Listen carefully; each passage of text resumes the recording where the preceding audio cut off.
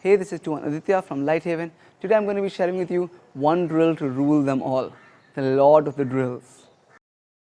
I'm sorry, not sorry for the pun, but before we begin the drill, we need to understand why I consider this the Lord of the Drills. Now, don't worry, I'm going to keep the why short, but understanding the why is going to directly affect your ability to master this drill. There are two major reasons why I love this drill. The first one being that it is a heavily footwork based drill, and you're heavily relying on your footwork to get you in and out of range safely. It's also a very versatile drill. So upon the basic footwork platform that we have, you can add almost countless number of striking or counter-attacking, slashing, thrusting, a whole bunch of single stick, double stick, even single knife and double knife variations just upon this footwork platform. Initially, this drill is teaching me to expand as my partner contracts and contract as my partner expands. I'm learning to base my reactions off, or my responses off of somebody else's actions. So as she's coming forward, I am vacating space, and as I am filling space, she's vacating space. The next thing I'm learning in this drill is how my footwork is my number one means of protecting myself. It's my number one means of getting out of range. It's also an amazing counter-attacking drill. Whether I am using the same angle to cut someone's hand, whether I'm using umbrella to set up a counter-attack, whether I'm going opposite angles for angle 2 to the angle 1, whether I'm using a thrust to pick up the angle 1, whether I'm using a florete, there's so many options. Whether you do this drill by yourself, on a tyre, or with a partner, the basic footwork and the coordination between whatever your hands are doing and the feet are going to remain the same. So first we're just going to start with that. So Neha also lines up with me. We're going to keep our right leg forward, and essentially what my footwork is going to be is when I'm going forward, my front leg starts. When I'm going back, my back leg starts. So I'm going to go front, back, back, front, front, back, back, front. If I have a partner, then they mirror you. When I go forward, she goes back, and when she comes forward, I go back.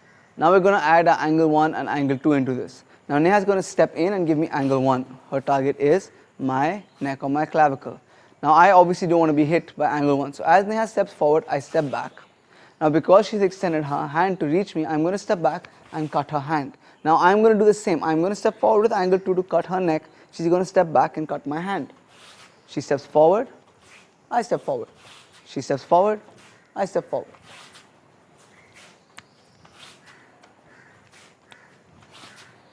The next part of this drill is Neha is going to give me angle 1 again. She's going to step forward with the angle 1. I'm going to step back with an umbrella. Then I'm going to step forward with an angle 1. Neha steps back with an umbrella. So if Neha goes back a little bit, she steps forward with an angle 1, umbrella.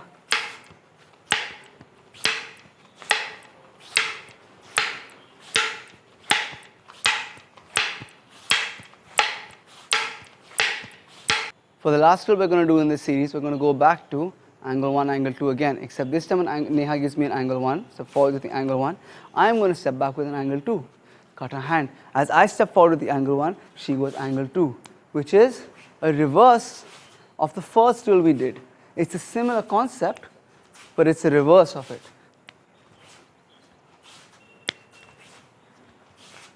The first thing to watch out for is making sure your body is moving and not just your feet. If I'm just doing, my body is not really moving, then I'm defeating the purpose of this drill. What we're trying to do in this drill is, as she's stepping forward, my first line of defense is not my weapon. My first line of defense is my footwork.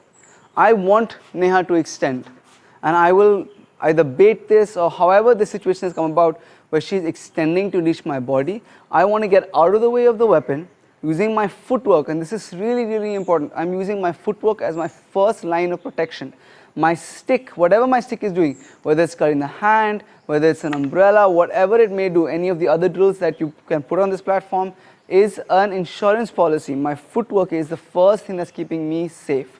In both ways, make sure that it's not just your feet that are moving, but it's your body that's also moving in and out of range. The next thing is the timing issue. Now, oftentimes people find it a little bit hard to meet angle 1 with angle 1 on their forearm. Either they'll hit their hand or they'll start going sort of horizontal. This isn't an issue with the drill, this is an issue with your timing. If I try and make contact with Neha's arm at the same point that I would try and make contact with Neha's stick, which is at this extension, it's very hard for me to get an angle 1 at that angle of my orientation to her. Neha goes back a little bit. What I need to do is, I need to be hitting Neha's hand here. That's what I'm trying to do. I'm not trying to hit Neha's hand when it's over here. I'm trying to hit Neha's hand even before. If I do this, then I can target that with an angle 1. So if you're struggling to make contact with angle 1 against someone else's angle 1, then it's most likely a timing issue and not an issue with the drill or an issue with what your partner is doing. The next thing to watch out for is that you have to be all right with being touched on your arm by your opponent or your partner in this case, and you have to trust them, right? If Neha comes to cut me and I cut her hand, and then when it's my turn to feed her, I do something like this, I keep it short, my arm is not there for her to cut. And then the drill sort of defeats, the purpose of the drill is defeated. I need to be generous with my partner, just the way that they're being generous with me. They're feeding me nice clean strikes so that I can learn what that angle looks like, so I can learn to target that hand, so I can coordinate my footwork and my striking, my distancing all together, and I need to be equally generous with them. So be all right, extend your arm, give your partner your arm right now, allow them to do the work. One more thing to keep an eye out on is your umbrella. Now make sure your umbrella is not here where your head is exposed.